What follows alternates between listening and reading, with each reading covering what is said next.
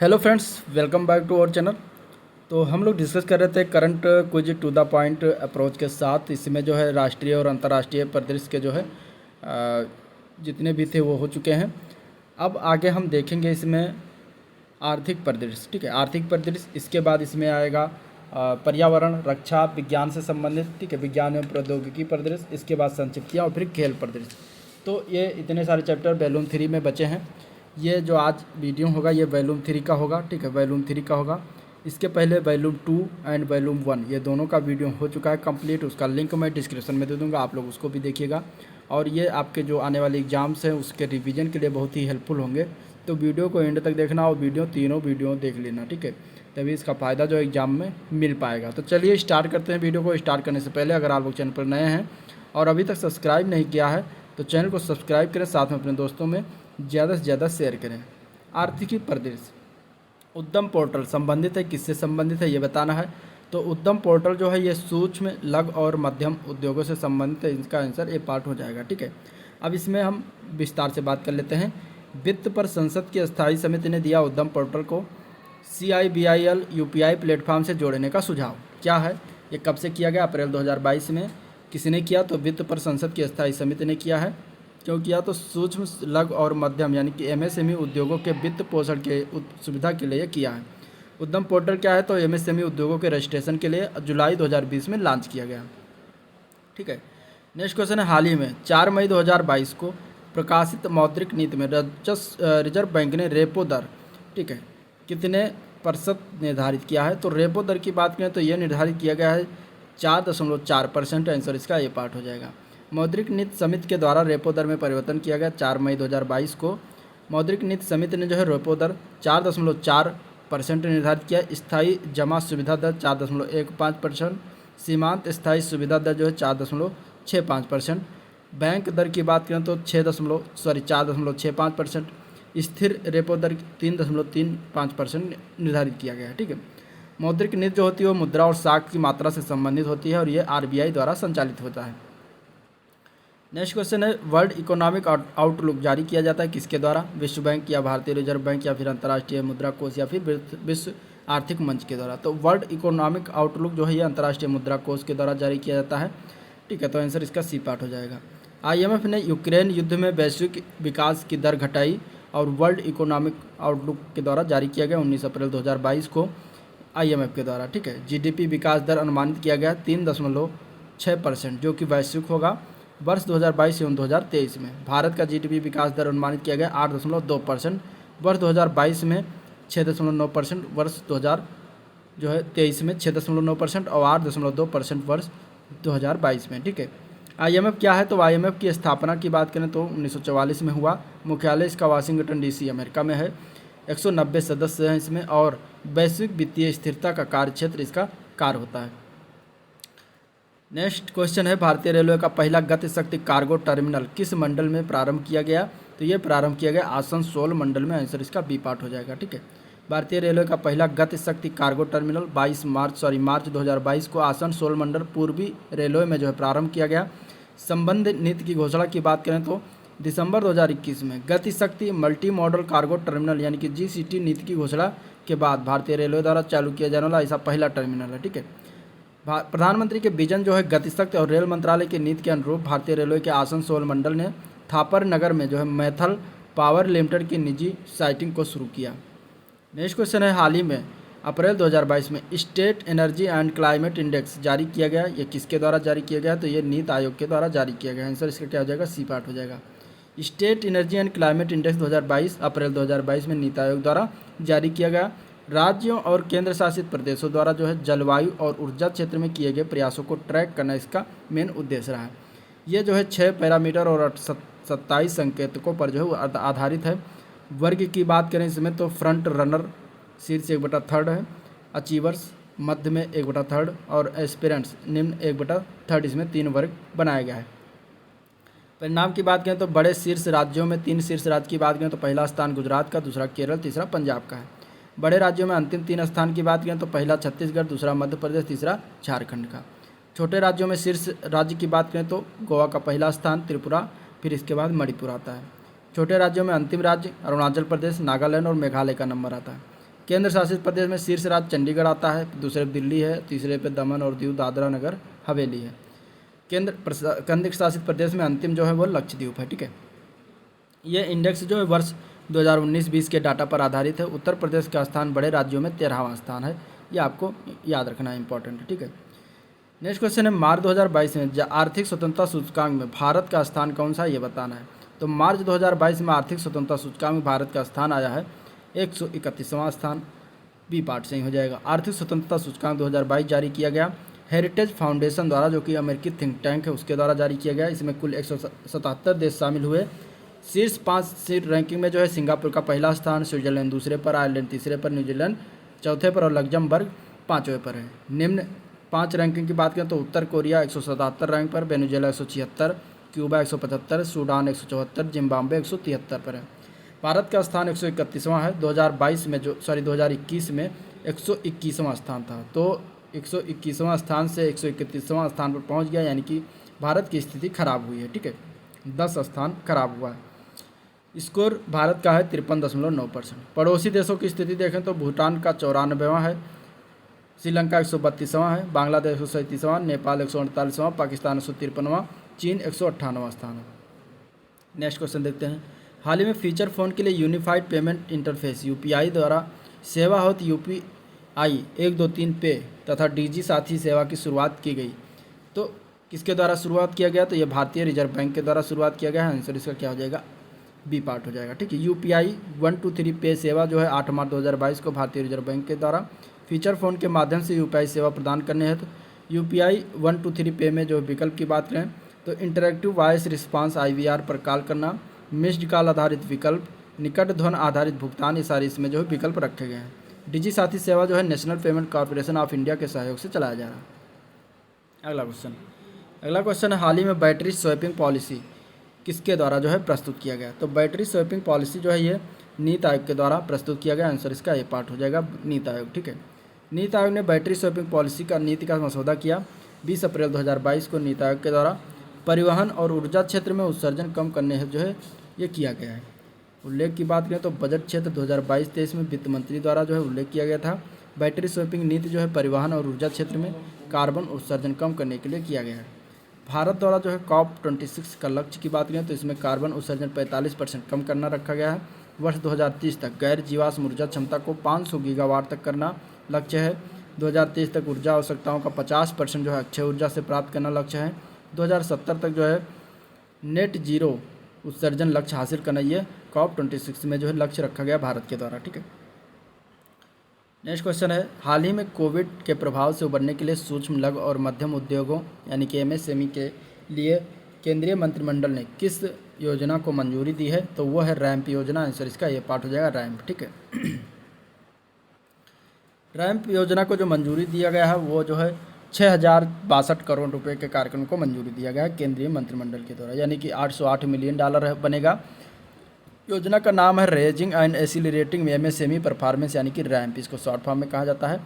केंद्र सरकार जो है 2312 करोड़ या फिर $308 मिलियन और विश्व बैंक 3750 करोड़ या $500 मिलियन के जो है सहयोग कर रहा है। किसकी सिफारिश पर, तो UK सिन्हा समिति, KB कामत समिति और प्रधानमंत्री के आर्थिक सलाहकार परिषद के द्वारा जो है सिफारिश पर यह किया गया है।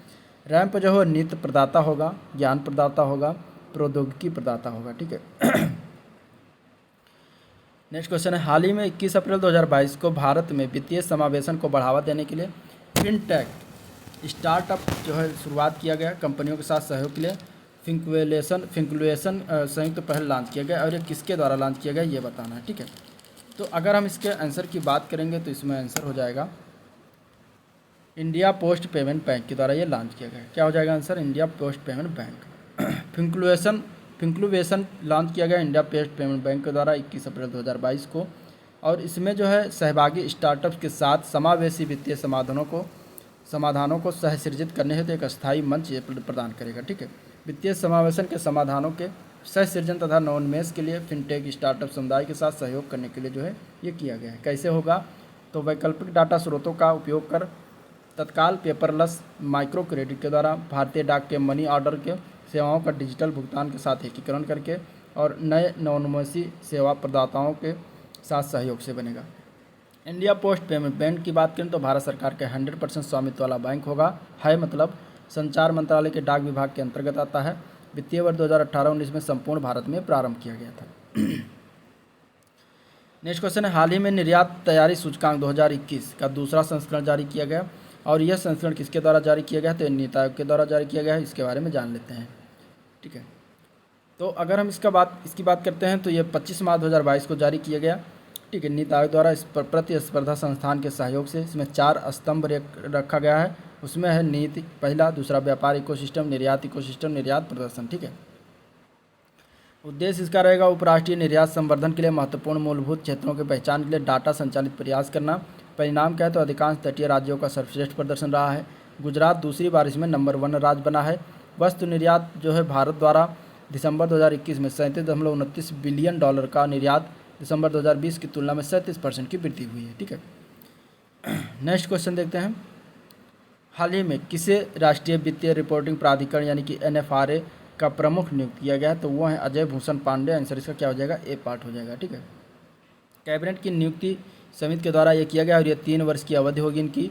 इससे पहले ये वित्त सचिव और CEO थे उदयी के। ठीक है, NRFA क्या है? तो 1 अक्टूबर 2018 को स्थापित किया गया था कंपनी एक्ट 2013 के अंतर्गत। और इसमें अगर हम बात करें तो कार्य जो इसका होता है लेखाक्रम और लेखा परीक्षा नीतियों को और कंपनियों को द्वारा अपनाए जाने वाले मानकों की अनुशंसा करना इसका कार्य होता है। नेक्स्ट क्वेश्चन है, हाल ही में आर्थिक मामलों के मंत्रिमंडलीय समिति ने प्रधानमंत्री स्ट्रीट वेंडर्स आत्मनिर्भर निधि यानी कि PM स्वनिधि योजना का कार्यकाल बढ़ाकर कब तक कर दिया गया है? तो यह कर दिया गया दिसंबर 2024 तक। आंसर इसका बी पार्ट हो जाएगा। ठीक है, और यह किया गया है आर्थिक मामलों के मंत्रिमंडलीय समिति के द्वारा मार्च 2022 से दिसंबर 2024 तक हो गया है। औपचारिक क्रेडिट चैनलों तक पहुंच को संस्थागत बनाने के मदद के लिए और डिजिटल लेन देन में वृद्धि के लिए यह किया गया है। ठीक है, प्रधानमंत्री स्ट्रीट वेंडर्स आत्मनिर्भर निधि यानी कि PM स्वनिधि की बात करें तो एक केंद्रीय क्षेत्र की योजना है। प्रारंभ किया गया था 1 जून 2020 को। आवास एवं शहरी मंत्रालय के द्वारा पथ विक्रेता यानी कि स्ट्रीट वेंडर्स के लिए प्रारंभ हुआ था। इसमें सहायता राशि दी जाती है 10,000 रुपये तक का ऋण। ठीक है, नेक्स्ट क्वेश्चन, मार्च 2022 में भारत सरकार द्वारा स्थापित राष्ट्रीय भूमि मुद्रीकरण निगम की प्रारंभिक अधिकृत शेयर पूंजी क्या है? तो वो है 5,000 करोड़ रुपये। आंसर इसका सी पार्ट हो जाएगा 5,000 करोड़। राष्ट्रीय भूमि मुद्रीकरण निगम की स्थापना की गई यानी कि NLMC इसको कहते हैं शॉर्ट फॉर्म में। और स्थापना हेतु मंजूरी जो है मार्च 2022 में दिया गया केंद्रीय मंत्रिमंडल के द्वारा। सार्वजनिक क्षेत्र की संस्थाओं की भूमि और गैर प्रमुख संपत्तियों के मुद्रीकरण में तेजी लाना इसका मुख्य उद्देश्य रहेगा। NLMC की प्रारंभिक पूंजी जो है प्रारंभिक अधिकृत शेयर पूंजी जो है 5,000 करोड़ रुपये है और चुकता शेयर पूंजी जो है 150 करोड़ रुपये रखा गया है। इसे भारत सरकार के 100% स्वामित्व वाली इकाई के रूप में गठित करने की मंजूरी भी प्रदान की गई है। अन्य प्रमुख तथ्यों में अगर हम बात करें तो अब तक CPSE यानी कि सेंट्रल पब्लिक प्राइवेट इंटरप्राइजेज ने 3400 एकड़ भूमि और अन्य गैर प्रमुख संपत्तियों के मुद्रीकरण के लिए संदर्भित किया है। CPSE स्वामित्व की अतिरिक्त भूमि और भवनों का मुद्रीकरण इसमें होगा। कार्य इसका रहेगा, लक्ष्य रखा गया गैर प्रमुख परिसंपत्तियों के मुद्रीकरण के माध्यम से गैर उपयोगी या आंशिक उपयोग वाली परिसंपत्तियों का मुद्रीकरण करके सरकार द्वारा राजस्व प्राप्त करना इसका लक्ष्य रखा गया। नेक्स्ट क्वेश्चन है, वित्त वर्ष 2021-22 के दौरान भारत का वस्तु निर्यात सार्वकालिक उच्चतम स्तर पर पहुंच गया। इस दौरान निर्यात स्तर कितना रहा? तो निर्यात स्तर रहा 417.8 अरब अमेरिकी डॉलर। आंसर इसका सी पार्ट हो जाएगा। ठीक है, भारत ने वस्तु निर्यात लक्ष्य किया पार 2021-22 में 417 अरब अमेरिकी डॉलर निर्यात स्तर हो गया। ठीक है, प्रमुख वस्तुओं में वृद्धि देखी गई। पेट्रोलियम उत्पाद में 152%, सूती धागे अथवा कपड़े आदि में 55%, रत्न और आभूषण में 49% की वृद्धि देखी गई। अन्य देशों के साथ व्यापार में वृद्धि हुई। संयुक्त राज्य अमेरिका में 46% की वृद्धि, संयुक्त अरब अमीरात में 66.9% की, बांग्लादेश में 64%, नीदरलैंड में 90%, सिंगापुर में 26.5%, हांगकांग में 7.5%, ब्रिटेन में 28%, बेल्जियम में 90%, जर्मनी में 21% की बढ़ोतरी देखी गई। इसके तहत जो है प्रमुख पहल चलाया गया जिला निर्यात केंद्र जो बुनियादी सुविधाओं के लिए और ODOP, ठीक है, 1 डिस्ट्रिक्ट 1 प्रोडक्ट के तहत और प्रोडक्शन लिंक्ड इनिशिएटिव के तहत जो है प्रमुख पहलें इसमें शामिल हैं। नेक्स्ट क्वेश्चन देखते हैं, फरवरी 2022 में भारत सरकार द्वारा सार्वजनिक क्षेत्र की किस कंपनी को Tata Steel long products limited के विक्रय हेतु जो है मंजूरी प्रदान किया गया?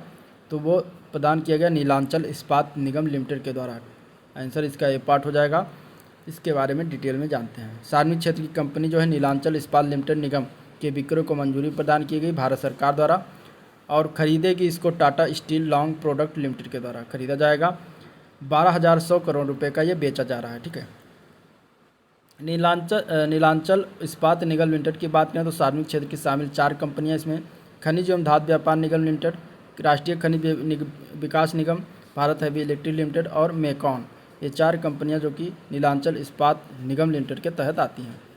इसके अलावा ओडिशा सरकार की 2 कंपनी ओडिशा माइनिंग कॉरपोरेशन और industrial promotion and investment corporation of Odisha limited का संयुक्त जो है यह उद्यम रहेगा। अन्य तथ्यों की बात करें तो इस क्रय के तहत जो है Tata Steel long product Neelachal Ispat में 93% इक्विटी हासिल करने में सक्षम होगी और इसमें Tata Steel long product limited को जो है टाटा स्पंज आयरन लिमिटेड के रूप नाम से जाना जाता था। अगला क्वेश्चन है, हाल ही में भारतीय रिजर्व बैंक द्वारा भारतीय रिजर्व बैंक नोट मुद्रण प्राइवेट लिमिटेड की स्याही निर्माण कंपनी वर्णिका नाम से स्थापित की गई। कहाँ पर स्थापित किया गया? तो मैसूर में यह स्थापित किया गया है। आंसर इसका ये पार्ट हो जाएगा। ठीक है। रिजर्व बैंक गवर्नर जो शक्तिकांत दास ने राष्ट्र को समर्पित की वर्णिका स्याही निर्माण की इकाई 28 मार्च 2022 को, ठीक है, मैसूर जो कि कर्नाटक में है और ये जो है भारत में नोट उत्पादन इकोसिस्टम में आत्मनिर्भरता के लिए ये किया गया है। भारतीय रिजर्व बैंक नोट मुद्रण प्राइवेट लिमिटेड की बात करें तो आरबीआई की पूर्व स्वामित्व वाली एक सहायक कंपनी है ये। तो ये था आर्थिक परिदृश्य। अब देखेंगे विज्ञान, पर्यावरण एवं रक्षा परिदृश्य के बारे में। पहला क्वेश्चन, हाल ही में भारत के पहले स्वदेशी पॉलीसेंट्रिक प्रोस्थेटिक घुटने कदम को किस भारतीय संस्थान ने अनावरण किया है? तो यह जो है आईआईटी मद्रास के द्वारा किया गया। आंसर इसका डी पार्ट हो जाएगा आईआईटी मद्रास। ठीक है। तो ये क्या है? कदम, आधिकारिक नाम इसका रखा गया है society for biomedical technology and mobility India. ठीक है, सहयोगी संस्थान रहेगा और यह जो है आईआईटी मद्रास के centre for rehabilitation research and device development की एक टीम द्वारा जो है बनाया गया था। नेक्स्ट क्वेश्चन है, मार्च 2022 में भारत के किस संस्थान में सुपर कंप्यूटर परम गंगा को स्थापित किया गया है? तो ये आईआईटी रुड़की में स्थापित किया गया है। आंसर इसका सी पार्ट हो जाएगा। सुपर कंप्यूटर परम Ganga, national super computing mission के तहत सुपर कंप्यूटर परम गंगा को आईआईटी रुड़की में स्थापित किया गया। परम गंगा की क्षमता है 1.66 पेटाफ्लॉप्स। ठीक है। किसके द्वारा स्थापना किया गया? तो centre for development of advance computing Pune के द्वारा जो है स्थापना किया गया। वर्ष 2022 में स्थापित किए गए सुपर कंप्यूटर की बात करें तो परम प्रवेगा IISc बेंगलुरु और परम शक्ति जो है सुपर कंप्यूटर यह IIT खड़गपुर में स्थापित किया जा चुका है। नेशनल सुपर कंप्यूटिंग मिशन की बात करें तो इलेक्ट्रॉनिक्स एवं सूचना प्रौद्योगिकी मंत्रालय तथा विज्ञान और प्रौद्योगिकी विभाग द्वारा संयुक्त रूप से संचालित किया गया। Centre for development of advance computer यानी कि CDAC पुणे में है, जो भारतीय विज्ञान संस्थान बेंगलुरु के द्वारा कार्यान्वित ये चीज़ें की जा रही हैं। ठीक है। नेशनल सुपर कंप्यूटिंग मिशन की शुरुआत जो 2015 में किया गया। उद्देश्य इसका था सुपर कंप्यूटर ग्रिड का निर्माण करते हुए देश के अनुसंधान क्षमताओं का विकास करना। नेक्स्ट क्वेश्चन है, 2 फरवरी 2022 को किस भारतीय स्टार्टअप्स को ड्रोन लाइट शो आयोजित करने के लिए जो है सम्मानित किया गया? तो ये है beating retreat drone light show startups. Answer इसका ए पार्ट हो जाएगा। ठीक है। विज्ञान एवं प्रौद्योगिकी मंत्री जितेंद्र सिंह के द्वारा जो है किया गया विजय चौक नई दिल्ली में शो का आयोजन हुआ था। ड्रोन शो की संकल्पना तैयार की थी boat lab dynamics private limited के द्वारा। 29 जनवरी 2022 की बात करें तो भारत की राजधानी दिल्ली में 1000 ड्रोनों के साथ ड्रोन लाइट शो का आयोजन किया गया। बीटिंग रिट्रीट सेरेमनी के साथ गणतंत्र दिवस समारोह का समापन होता है। भारत, चीन, रूस, यूनाइटेड किंगडम के पश्चात इस तरह का शो आयोजित करने वाला भारत जो है अब चौथा देश बन गया है। तो ये इंपॉर्टेंट हो जाता है। ठीक है। नेक्स्ट क्वेश्चन देखते हैं, हाल ही में दिव्यांगों हेतु भारत का पहला आर्टिफिशियल इंटेलिजेंस आधारित रोजगार प्लेटफॉर्म किसके द्वारा विकसित किया गया है? तो यह किया गया IIT हैदराबाद के द्वारा। आंसर इसका बी पार्ट हो जाएगा। ठीक है। Youth for jobs, visual quest और कोटक महिंद्रा बैंक लिमिटेड ये सहयोगी रहे। इसमें वित्त पोषण किया है कोटक महिंद्रा बैंक ने। विकसित प्लेटफॉर्म का नाम है स्वराजबिलिटी और स्वराजबिलिटी का संस्करण जो है बीटा संस्करण ये है। ठीक है। नेक्स्ट क्वेश्चन है, फरवरी 2022 में किस देश के संबंधित खुफिया उपग्रह NROL 87 को फाल्कन 9 रॉकेट से लॉन्च किया गया? तो ये लॉन्च किया गया है संयुक्त राज्य अमेरिका के द्वारा। ठीक है। NROL 87 क्या है? तो ये संयुक्त राज्य अमेरिका के नेशनल रिकग्नाइजेंस ऑफिस के लिए खुफिया टोही उपग्रह है।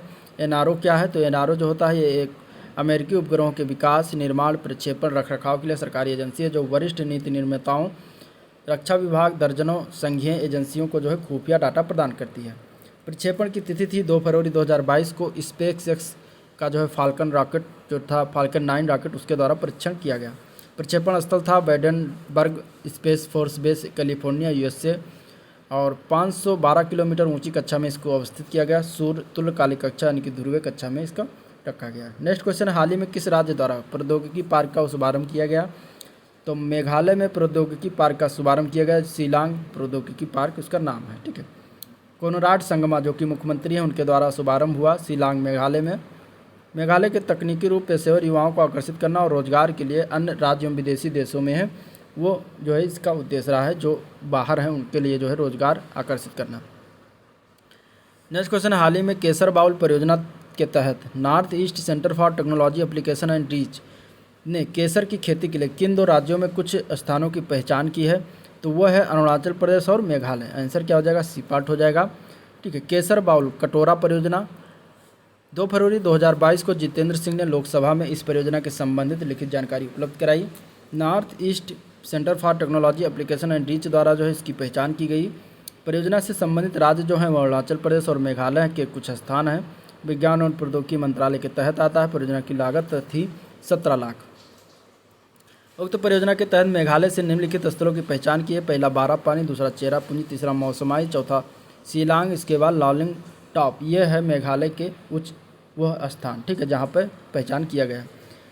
नेक्टार जो है विज्ञान एवं प्रौद्योगिकी विभाग के तहत एक स्वायत्त निकाय और इसका गठन 2012 में किया गया था। नेक्स्ट क्वेश्चन है, जनवरी 2022 में स्वदेशी तकनीकों से निर्मित किस विमान को औपचारिक रूप से INS उत्क्रोश पर शामिल किया गया? तो यह है ALHMK 3rd विमान है जिसको उत्क्रोश INS उत्क्रोश पर जो है शामिल किया गया औपचारिक रूप से, ठीक है। ALHMK 3rd विमान जो है पोर्ट ब्लेयर अंडमान निकोबार द्वीप से संबंधित स्थल है और इसमें जो INS उत्क्रोश में जो है शामिल किया गया, ठीक है। समुद्री सुरक्षा को बढ़ावा देना इसका उद्देश्य रहेगा। ALHMK 3rd विमान हिंदुस्तान एरोनॉटिक्स लिमिटेड द्वारा निर्मित है। यह सैन्य विमानों के क्षेत्र में आत्मनिर्भरता को प्राप्त करने की ओर कदम है। ALHMK 3rd 5.5 टन श्रेणी में एक बहुभूमिका बहुमिशन हेलीकॉप्टर है। हाल जो है 1940 में स्थापित एरोस्पेस रक्षा कंपनी जिसका मुख्यालय कहाँ पर है? बेंगलुरु में, ठीक है। नेक्स्ट क्वेश्चन है, हाल ही में भारत के राफेल लड़ाकू विमान के किस संस्करण का सफल परीक्षण हुआ? तो समुद्री संस्करण का सफल परीक्षण किया गया। आंसर इसका एक पार्ट हो जाएगा, ठीक है। परीक्षण स्थान था गोवा, समुद्री संस्करण था INS विक्रांत पर इसका सफल परीक्षण किया गया। नेक्स्ट क्वेश्चन है, जनवरी 2022 में निकोबार द्वीप समूह में किस नाम से एक परजीवी फूल वाले पौधे की नई प्रजाति की खोज की है? तो वह है सेप्टेमेरेंथस। आंसर क्या हो जाएगा? सेप्टेमेरेंथस परजीवी वाला फूल वाला पौधा है ये, ठीक है, एक नई प्रजाति है और निकोबार द्वीप समूह में खोजा गया। जर्नल ऑफ बॉटनिकल टेक्सोनॉमी और जियो बॉटनी फेडरस रेपोर्टोरियम के द्वारा जो है प्रकाशित किया गया। जीनस सेप्टेमेरेंथस क्या है? तो यह परजीवी फूल वाला पौधा है। सेप्टेमेरेंथस पौधों की प्रजाति हार्सफील्डिया ग्लोब्रा के सहारे बढ़ती है। यह पौधा निकोबार द्वीप समूह के लिए स्थानिक है। इस पौधे की पत्तियां दिल के आकार की होती हैं जिसकी नोक बहुत लंबी होती हैं और अंडाशय फल और बीज यूरसोलेट यानी कि मिट्टी के घड़े के आकार के होते हैं। इसकी संशोधित जड़ संरचना पेड़ के तने पर फैली हुई रहती है। सेप्टेमेरेंथस नाम लैटिन शब्द जो है सेप्टम से लिया गया। इसका अर्थ है 7 यानी कि फूलों की अवस्था का वर्णन करता है, ठीक है। नेक्स्ट क्वेश्चन है, 1 फरवरी 2022 को भारतीय नौसेना के किस 5वीं स्कॉर्पियन श्रेणी की पनडुब्बी का समुद्री परीक्षण शुरू किया गया? तो वह है वागीर, ठीक है। स्कॉर्पियन पनडुब्बी वागीर का समुद्री परीक्षण शुरुआत हुआ भारतीय नौसेना के द्वारा। Mazagon Dock Ship Builders Limited ने इसको निर्माण किया हुआ, ठीक है। प्रोजेक्ट चरण 175 के तहत जो फ्रांसीसी कंपनी डेस कंस्ट्रक्शन नेवल्स इंटरनेशनल द्वारा डिजाइन की गई 6 कलवरी की श्रेणी की पनडुब्बी ADL द्वारा भारत में यह निर्माण किया जा रहा है। वागीर नाम एक रूसी बेला श्रेणी की पनडुब्बी के नाम पर रखा गया जो वर्ष 1973 से 2001 तक सेना में जो है नौसेना में सेवारत थी। प्रोजेक्ट 75 की 6 पनडुब्बियाँ क्रमशः निम्नलिखित हैं। ये प्रोजेक्ट 75 आपको याद रखना है कि इससे संबंधित है, पूछ लिया जाता है।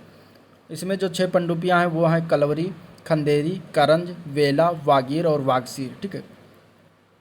INS कलवरी, INS करंज, INS बेला, INS खंदेरी, INS करंज, INS बेला को जो है क्रमशः दिसंबर 17 और सितंबर 19, मार्च 21, नवंबर 21 में तैनात किया गया था। ठीक है। नेक्स्ट क्वेश्चन है, निम्नलिखित में किस तारीख को विश्व कैंसर दिवस मनाया जाता है, ये बताना है। तो विश्व कैंसर दिवस हर वर्ष 4 फरवरी को मनाया जाता है। ठीक है। 2 फरवरी को वेटलैंड दिवस मनाया जाता है, विश्व आर्द्र भूमि दिवस, तो ये भी आपको याद रखना है। विश्व कैंसर दिवस जो कि विश्व स्वास्थ्य संगठन के द्वारा मनाया जाता है और इसमें कैंसर के बारे में जागरूकता और शिक्षा का प्रसार कर इससे होने वाली मौतों की कमी लाना इसका मेन उद्देश्य है। विश्व कैंसर दिवस 2022 का विषय था close the care gap. Close the care gap जो है इसका थीम बना था। ये पहल की बात करें तो union for international cancer control के द्वारा एक किया गया पहल का लक्ष्य था कैंसर के खिलाफ लड़ाई में विश्व को एकजुट करना। इसकी शुरुआत जो है 4 फरवरी 2000 को पेरिस फ्रांस में आयोजित कैंसर के खिलाफ पहले विश्व शिखर सम्मेलन से हुई थी। WHO के अनुसार कैंसर वैश्विक स्तर मृत्यु का दूसरा सबसे बड़ा कारण है। वर्ष 2018 में जहां कैंसर से 9.6 मिलियन मौत हुई, वहीं 2021 में बढ़कर लगभग 10 मिलियन हो गई। 4 फरवरी 2000 को पेरिस चार्टर अपनाया गया और इसका उद्देश्य कैंसर के क्षेत्र में अनुसंधान को आगे बढ़ाना व कैंसर को रोकना तथा वैश्विक समुदाय को कैंसर के बारे में जागरूक करना है। नेक्स्ट क्वेश्चन है, फरवरी 2022 में किस मंत्रालय ने हाई एल्टीट्यूड सैटेलाइट विकसित करने के लिए एक startup new space research and technology के साथ अनुबंध किया? तो वो है रक्षा मंत्रालय। आंसर इसका बी पार्ट हो जाएगा, रक्षा मंत्रालय। ठीक है। रक्षा मंत्रालय एवं new space research and technology के बीच अनुबंध हुआ। 700 करोड़ रुपए का ये अनुमानित लागत था। हैप्स क्या है? तो ये उच्च ऊंचाई वाला मानव रहित विमान UAV है जो महीनों तक हवा में रहकर निगरानी करने में सक्षम है। UV और ऊर्जा के लिए सौर ऊर्जा पर निर्भर होकर 70,000 फीट पर यह उड़ सकेगा। ठीक है। इसके बाद नेक्स्ट क्वेश्चन है, जनवरी 2022 में स्पेस एक्स ने किस देश की पृथ्वी अवलोकन उपग्रह CSG-2 ठीक है Cosmo sky made second generation को प्रक्षेपित किया है? ये किस देश का है ये बताना है। तो ये है इटली का। क्या हो जाएगा आंसर इसका? इटली। ठीक है। इटली का पृथ्वी अवलोकन जो उपग्रह है वो स्पेस एक्स का फाल्कन 9 रॉकेट से लॉन्च किया गया फ्लोरिडा से। ठीक है। पृथ्वी की निगरानी करना, जोखिम प्रबंधन, वन और पर्यावरण संरक्षण, प्राकृतिक संसाधनों की खोज, रक्षा और सुरक्षा, खाद्य और कृषि प्रबंधन, समुद्र निगरानी के लिए डाटा प्रदान करना इसका लक्ष्य है। ठीक है। इसके बाद अब इसमें देखते हैं नेक्स्ट क्वेश्चन, फरवरी 2022 में भारत के किस संस्थान ने भारत के शक्तिशाली सुपर कंप्यूटरों में से एक परम प्रवेगा को जो है स्थापित किया? तो यह भी ऊपर हो चुका है। यह किया गया है भारतीय विज्ञान संस्थान बेंगलुरु में। ठीक है। परम प्रवेगा जो कि राष्ट्रीय सुपर कंप्यूटिंग मिशन है और centre for development and advance computing CDEC द्वारा विकसित किया गया है। इसकी सुपर कंप्यूटिंग क्षमता 3.3 पेटाफ्लॉप, 1 पेटाफ्लॉप बराबर 1 कचाड्रिलियन ऑपरेशन प्रति सेकंड होता है। ठीक है। अन्य तथ्य की बात करें तो मार्च 2022 में IIT रुड़की में राष्ट्रीय सुपर कंप्यूटर मिशन के तहत 1.66 पेटाफ्लॉप सुपर कंप्यूटर क्षमता के साथ परम गंगा सुपर कंप्यूटर को स्थापित किया गया है। IISc ने वर्ष 2015 में अत्याधुनिक सुपर कंप्यूटर सुविधा सहस्रा ठीक है T की स्थापना की। नेक्स्ट क्वेश्चन है, फरवरी 2022 में भारतीय नौसेना ने किस एंटी टैंक मिसाइल की आपूर्ति के लिए भारत डायनामिक्स लिमिटेड के साथ एक अनुबंध का हस्ताक्षर किया? तो वो किया गया है कॉन्कर्स M के द्वारा। आंसर इसका ए पार्ट हो जाए। कॉन्कर्स M व एंटी टैंक गाइडेड मिसाइल है और ये 2 फरवरी 2022 को अनुबंध किया गया भारत डायनामिक्स लिमिटेड और भारतीय नौसेना के द्वारा। 3 वर्ष के लिए है। 3,131 करोड़ रुपये की अनुबंध राशि है। ठीक है। यह दूसरी पीढ़ी की जो है मिसाइल है, mechanised infantry anti tank guided missile है। इसकी रेंज 75 से 4,000 मीटर के बीच है। कॉन्कर्स M का निर्माण BDL द्वारा एक रूसी OEM ओरिजिनल इक्विपमेंट मैन्युफैक्चरर से जो है प्राप्त स्पाइसेंस समझौते के तहत किया जा रहा है। नेक्स्ट क्वेश्चन है, जनवरी 2022 में सस्ती और स्वच्छ ऊर्जा वैश्विक उत्कृष्टता केंद्र शुभारंभ कहाँ पर किया गया है? तो यह किया गया IIT धारवाड़। आंसर इसका डी पार्ट हो जाएगा। ठीक है। शुभारंभ तिथि 28 जनवरी 2012 थी। IIT धारवाड़ में कर्नाटक, जहाँ कर्नाटक पड़ता है संबंधित राज्य। केंद्र को समर्थन इसको Honeywell hometown solution India foundation द्वारा प्रदान किए जाने वाले कॉर्पोरेट सामाजिक दायित्व का अनुदान समर्थन प्राप्त है। IIT धारवाड़ की बात करें तो स्थापना इसकी 2016 में हुआ था। एक स्वायत्त प्रमुख विज्ञान और प्रौद्योगिकी संस्थान है।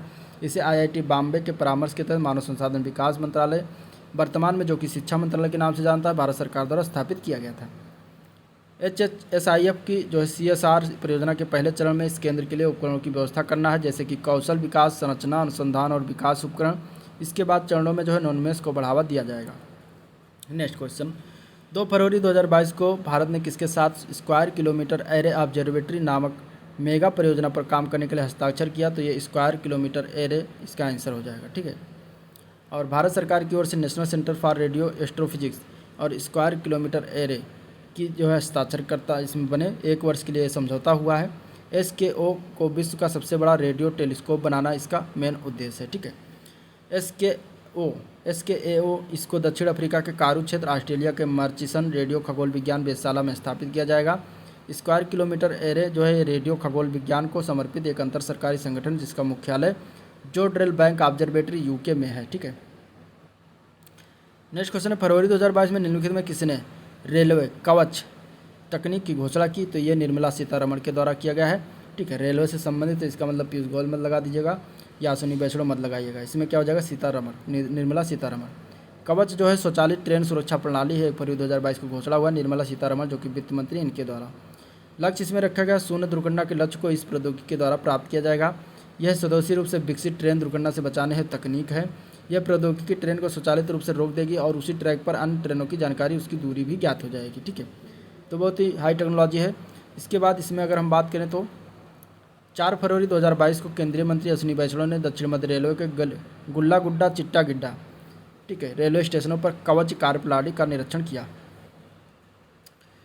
अगला क्वेश्चन है, फरवरी 2022 में निम्नलिखित में से किस संस्था ने शिक्षकों छात्रों के लिए क्रोम बुक उपकरण का अनावरण किया? तो यह किया गया गूगल के द्वारा। आंसर इसका बी पार्ट हो जाएगा, गूगल, ठीक है। गूगल उपकरण, गूगल जो है अनावरणकर्ता बना है। 50 मिलियन छात्रों और शिक्षकों के सहयोग में इसका मदद करना उद्देश्य है, ठीक है। क्रोम बुक क्या है ये देख लेते हैं। तो क्रोम बुक से कोई भी उपयोगकर्ता ग्राफिक डिजाइन और पाठ योजना जैसी डिवाइस क्षमताओं की खोल सकता है। Chrome book device Chrome OS अर्थात गूगल ऑपरेटिंग सिस्टम पर चलते हैं। नेक्स्ट क्वेश्चन है, जनवरी 2022 में किस संस्थान ने कोविड-19 का पता लगाने के लिए कृत्रिम बुद्धिमत्ता आधारित एक्सरे डिजाइन विकसित किया है? तो ये किया गया भारतीय प्रौद्योगिकी संस्थान जोधपुर के द्वारा। आंसर इसका ये पार्ट हो जाएगा, ठीक है। चेस्ट एक्सरे के माध्यम से कोविड-19 का पता लगाना इसका उद्देश्य है। IIT जोधपुर के शोधकर्ताओं ने कोमिटनेट नाम के एक गहन शिक्षण आधारित एल्गोरिथम प्रस्तावित किया है। यह एल्गोरिथम गैर कोविड प्रभावित फेफड़े को कोविड प्रभावित से अलग करने के लिए चेस्ट एक्सरे की तस्वीरों में मौजूद असमानताओं की जानकारी जो है एकत्र करेगा। जनवरी 2022 में नेचर पत्रिका में प्रकाशित अल्ट्रा लॉन्ग पीरियड मैनेजर का संबंध किससे है? तो ये न्यूट्रॉन तारा से संबंधित है। आंसर इसका डी पार्ट हो जाएगा, ठीक है। वैज्ञानिकों ने एक अविश्वसनीय रूप से घने तारे का पता लगा जो अब तक देखी गई किसी भी वस्तु के विपरीत व्यवहार कर रहा है। खोज करता है कर्टिन यूनिवर्सिटी ऑस्ट्रेलिया के international centre for radio astronomy research के खगोलविद इसको खोज किए हैं।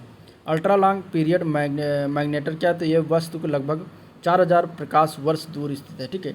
और ये अत्यधिक ध्रुवीकृत रेडियो तरंगों का उत्सर्जन करती है जिससे पता चलता है कि वस्तु में अत्यंत मजबूत चुंबकीय क्षेत्र है। मैग्नेटर एक प्रकार का न्यूट्रॉन तारा है जिसमें अत्यंत शक्तिशाली चुंबकीय क्षेत्र होता है और यह चुंबकीय क्षेत्र विशेष रूप से गामा किरणों और एक्सरे के उत्सर्जन को शक्ति देता है। नेक्स्ट क्वेश्चन है, अप्रैल 2022 में Pinaka MK first rocket system तथा पिनाका एरिया डिनायल म्यूनिशन का सफल परीक्षण भारत की किस संस्था के द्वारा किया गया? तो ये किया गया है DRDO के द्वारा, ठीक है। आंसर क्या हो जाएगा? बी पार्ट हो जाएगा, DRDO। DRDO मीन्स रक्षा अनुसंधान एवं विकास संगठन और भारतीय नौसेना के द्वारा परीक्षण किया गया अप्रैल 2022 में पोखरण फायरिंग रेंज में, ठीक है। पिनाका रॉकेट सिस्टम निर्माण करता है पुणे आधारित आयुध अनुसंधान विकास प्रतिष्ठान तथा उच्च ऊर्जा सामग्री अनुसंधान प्रयोगशाला। EPRS क्या है? पिनाका का अद्यतन संस्करण है, ठीक है, यानी कि नवीनतम संस्करण है। नेक्स्ट क्वेश्चन है, 24 फरवरी 2022 को निम्नलिखित में से किस प्रक्षेपण यान से पृथ्वी अवलोकन ग्रह EOS-4 प्रक्षेपित किया गया? तो वो है PSLV C-52 के द्वारा। आंसर इसका ये पार्ट हो जाएगा, ठीक है। पृथ्वी अवलोकन उपग्रह 04 जो कि PSLV C-52 से जो है इसका प्रक्षेपण किया गया सतीश धवन अंतरिक्ष केंद्र श्रीहरिकोटा आंध्र प्रदेश से, ठीक है। प्रक्षेपण करता है इसरो, भारतीय अंतरिक्ष अनुसंधान संगठन। उपग्रह को अंतःक्षेपित किया गया 529 किलोमीटर की ऊंचाई पर सूर्य तुल्यकालिक ध्रुवीय ग्रह कक्षा ये में जो है इसको रखा गया, ठीक है, प्रक्षेपण किया गया। यह रडार इमेजिंग सैटेलाइट है जिसे बाढ़, सूखा और कृषि वानिकी, वृक्षारोपण आदि से संबंधित सभी मौसम में उच्च गुणवत्ता वाली छवियां जो है प्राप्त होंगी। यह उपग्रह लगभग 1710 किलोग्राम वजन का है। इस उपग्रह की मिशन अवधि है 10 वर्ष। दातव्य है कि PSLV की यह 54वीं उड़ान थी। 25 फरवरी 2022 को इस उपग्रह का पहला पेलोड इमेजिंग सफलतापूर्वक कर लिया गया। PSLV C-52 मिशन के 3 उपग्रह एक साथ कक्षा में प्रक्षेपित किए गए, जिसमें 2 अन्य उपग्रह की बात करें तो INS-2TD तथा इंस्पायर सैट-1 शामिल है। नेक्स्ट क्वेश्चन है 14 फरवरी 2022 को निम्नलिखित में से किस संगठन के द्वारा इंस्पायर सैट उपग्रह को लॉन्च किया गया? तो ये इसरो के द्वारा लॉन्च किया गया है। आंसर इसका बी पार्ट हो जाएगा। इसको अभी मैंने ऊपर इसके बारे में बात की, ठीक है। तो इसमें अगर उद्देश्य की बात कर लेते हैं तो ये सूर्य के कच्चे ताप, आयनमंडल और गतिशीलता के बारे में इसका अध्ययन करना मेन उद्देश्य है, ठीक है। नेक्स्ट क्वेश्चन है फरवरी 2022 में रिलायंस जियो ने किस देश की कंपनी के साथ सैटेलाइट ब्रॉडबैंड सेवाओं की साझेदारी की घोषणा की? तो लग्जमबर्ग जो है कि देश की कंपनी के साथ जो है सैटेलाइट ब्रॉडबैंड सेवाओं की साझेदारी की घोषणा की। तो आंसर क्या हो जाएगा? ए पर लग्जमबर्ग, ठीक है। और उद्देश्य क्या है? लोगों तक उपग्रह आधारित ब्रॉडबैंड की सेवाएं प्रदान करना इसका उद्देश्य है। जियो प्लेटफॉर्म और SES के पास संयुक्त उद्यम में 51% और 49% इक्विटी की हिस्सेदारी होगी इसमें, ठीक है। नेक्स्ट क्वेश्चन है 27 फरवरी 2022 को फरवरी 2022 में विश्व स्वास्थ्य संगठन के द्वारा लासा बुखार के कुछ मामलों की पहचान ब्रिटेन से किया गया। लासा बुखार किसके द्वारा फैलता है ये बताना। तो लासा बुखार वायरस के द्वारा फैलता है। आंसर इसका सी पार्ट हो जाएगा, ठीक है। लासा बुखार क्या है? तो एक तीव्र वायरल रक्तस्रावी बीमारी है जो लासा वायरस के कारण होती है। लासा बुखार एक परसजनित जूनोटिक बीमारी है। जूनोटिक बीमारियां वही बीमारी होती है जो जानवरों से इंसानों में फैलती हैं। बुखार का प्रसार जो होता है, बुखार लोगों में लासा वायरस के संक्रमित चूहों के मूत्र, मल से दूषित भोजन या घरेलू खाद्य पदार्थों के संपर्क से फैलता है। गंभीर लक्षणों में रक्तस्राव, उल्टी, सांस लेने में कठिनाई, चेहरे पर सूजन, पेट में दर्द आदि लक्षण इसमें शामिल हैं। लासा बुखार पहली बार 1969 में नाइजीरिया के लासा शहर में खोजा गया। यह बुखार मुख्य रूप से पश्चिमी अफ्रीका देशों में पाया जाता है। नेक्स्ट क्वेश्चन है भारतीय सेना ने अपनी तरह का पहला हैकाथॉन सैन्य रणक्षेत्रम में किस राज्य में जो है आयोजित किया गया? तो यह किया गया है मध्य प्रदेश में, ठीक है। हैकाथॉन सैन्य रणक्षेत्रम की बात करें तो तत्कालीन थल सेनाध्यक्ष एम नरवणे ने 10 फरवरी 2022 को आयोजित एक वर्चुअल समारोह के दौरान हैकाथॉन के विजेताओं को सम्मानित किया। आयोजन तिथि की बात करें तो 1 अक्टूबर 2021 को लेकर 31 दिसंबर 2021 तक इसकी आयोजन तिथि थी। सहभागी इसमें राष्ट्रीय रक्षा विश्वविद्यालय होगा। भारतीय थल सेना दिवस जो आयोजनकर्ता बनेगा military college of telecommunication engineering Mhow Madhya Pradesh के द्वारा आयोजित किया जा रहा है। अन्य तथ्यों की बात करें तो वर्चुअल इवेंट में जो है 15,000 से अधिक प्रतिभागियों ने भाग लिया था इसमें। इस कार्यक्रम में प्रतिभागियों के लिए विशेषज्ञों द्वारा कई प्रशिक्षण क्षेत्रों में भी मेजबानी की गई। इस कार्यक्रम के द्वारा महू में आर्टिफिशियल इंटेलिजेंस केंद्र भी स्थापित किया गया। अगला क्वेश्चन है निम्नलिखित में से किस माह में इसरो चंद्रयान 3 को लॉन्च करेगा? तो अगस्त 2022 में लॉन्च करने वाला है इसरो चंद्रयान 3 को, ठीक है। चंद्रयान 3 को अगस्त 2022 में संभावित है लॉन्च करने की। भारतीय अंतरिक्ष अनुसंधान संगठन के द्वारा इसरो के द्वारा अंतरिक्ष विभाग से संबंधित विभाग है। चंद्रयान 2 के उद्देश्यों यानी कि चंद्रमा के ध्रुव पर रोवर और लैंडर उतारना को इसको पूरा करेगा, इसका उद्देश्य, ठीक है, जो कि चंद्रयान 2 के द्वारा किया गया था, जो कि सफल नहीं हो पाएगा। इसमें चंद्रयान 2 की तरह ऑर्बिटर नहीं होगा, केवल लैंडर और रोवर होगा। ऑर्बिटर केवल लैंडर को चंद्रमा तक ले जाने तथा उसकी कक्षा से लैंडिंग की निगरानी तक सीमित रखेगा और यह लैंडर और पृथ्वी के बीच संचार में मदद करेगा। GSLV मार्क 3 द्वारा सतीश धवन अंतरिक्ष केंद्र से लॉन्च किया जाएगा, ठीक है। नेक्स्ट क्वेश्चन है जनवरी 2022 में जारी counter point technology market research के रिपोर्ट के अनुसार इंटेल कंपनी को पीछे छोड़कर विश्व की सबसे सेमीकंडक्टर कंपनी कौन बनी है? तो वह है सैमसंग इलेक्ट्रॉनिक। आंसर क्या हो जाएगा? ए पार्ट हो जाएगा, ठीक है। अभी तक थी इंटेल कंपनी, अब उसको पछाड़कर सैमसंग इलेक्ट्रॉनिक जो है विश्व की शीर्ष सेमीकंडक्टर यानी चिप मेकर कंपनी बन गई है। यह जारी किया गया है counter point technology market research के द्वारा। दक्षिण कोरियाई इलेक्ट्रॉनिक निर्माण कंपनी है सैमसंग कंपनी। शीर्ष 5 कंपनी की बात करें तो पहला सैमसंग, दूसरा इंटेल, तीसरा SK हाइनिक्स, चौथा है माइक्रो टेक्नोलॉजी और पाँचवा है क्वालकॉम। सेमीकंडक्टर उद्योग की बात करें तो ये उद्योग उच्च प्रदर्शन कंप्यूटिंग, मेटावर्स, 5G ऑटोमोटिव उद्योग के लिए प्रमुख विकास चालक है। सैमसंग कंपनी 2021 में मजबूत डायनेमिक रैंडम एक्सेस मेमोरी और NAND फ्लैश बाजार के प्रदर्शन के साथ इंटीग्रेटेड सर्किट और मेमोरी चिप सेगमेंट विकास के साथ शीर्ष कंपनी बनी है। 10 फरवरी 2022 को किन 2 देशों के एलाइड के रिजॉल्व ड्रिल्स 2022 सैन्य अभ्यास शुरू किया गया? तो ये शुरू किया गया है रूस बेलारूस में। आंसर यही याद रखना, रूस बेलारूस में, बाकी इसमें कोई और ख़ास इंपॉर्टेंट नहीं है, ठीक है। जो भारत से संबंधित वो चीज़ें ज़्यादा इंपॉर्टेंट है। नेक्स्ट क्वेश्चन है, फरवरी 2022 में द जॉइंट यूरोपियन टोरस ने अपरिमित प्लाज्मा के विस्फोट पर 59 मेगा जूल ऊर्जा उत्पन्न कर विश्व रिकॉर्ड बनाया। यह प्रयोगशाला कहाँ पर स्थित है? तो ये इंग्लैंड में स्थित है। आंसर इसका सी पार्ट हो जाएगा। ठीक है, चर्चा में इसलिए है क्योंकि ये जो है 59 मेगा जूल ऊर्जा उत्पन्न करके विश्व रिकॉर्ड बनाया, इसलिए चर्चा में है। ऊर्जा उत्पादन हुआ था इसमें 5 सेकंड तक। ठीक है, नाभिकीय संलयन के द्वारा। नेक्स्ट क्वेश्चन है, हाल ही में वैज्ञानिकों ने अंतरिक्ष में सबसे दूर स्थित आकाश गंगा की खोज की, उसका नाम क्या है? तो उसका नाम है HD1। आंसर इसका ए पार्ट हो जाएगा। ठीक है, HD1 जो कि खोजी गई आकाश गंगा का नाम है और आकाश गंगा से इसकी दूरी 13.5 मिलियन प्रकाश वर्ष, बिलियन प्रकाश वर्ष। अभी तक दूरस्थ आकाश गंगा थी, उसका नाम था GNZ11, तो अब हो गई है HD1 जो कि पराबैंगनी प्रकाश से प्रकाशित है, जो कि अत्यधिक ऊर्जा संकेंद्रण का संकेत देती है। भारत का पहला भू वैज्ञानिक उद्यान कहाँ पर बनाया जाएगा? तो ये मध्य प्रदेश में बनाया जाएगा। आंसर इसका ए पार्ट हो जाएगा। ठीक है, लम्हेटा गांव जबलपुर मध्य प्रदेश में बनाया जाएगा। भारतीय भू वैज्ञानिक सर्वेक्षण के द्वारा 5 एकड़ जमीन में बनाया जाएगा।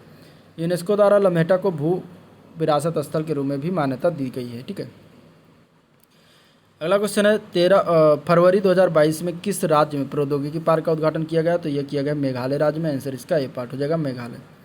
उद्घाटनकर्ता थे कोनराड संगमा। मेघालय शिलांग में रोजगार सृजित करना इसका मेन उद्देश्य है। ठीक है, नेक्स्ट क्वेश्चन है, भारत में कार्बन कैप्चर एवं यूटिलाइजेशन हेतु किसने राष्ट्रीय उत्कृष्टता केंद्र स्थापित किए जा रहे हैं? तो टोटल 2 राष्ट्रीय उत्कृष्टता केंद्र जो है स्थापित किए जा रहे हैं। ठीक है, और भारतीय प्रौद्योगिकी विज्ञान संस्थान IIT बॉम्बे, मुंबई और Jawaharlal Nehru centre for advance scientific research Bengaluru में केंद्रों की स्थापना की जाएगी।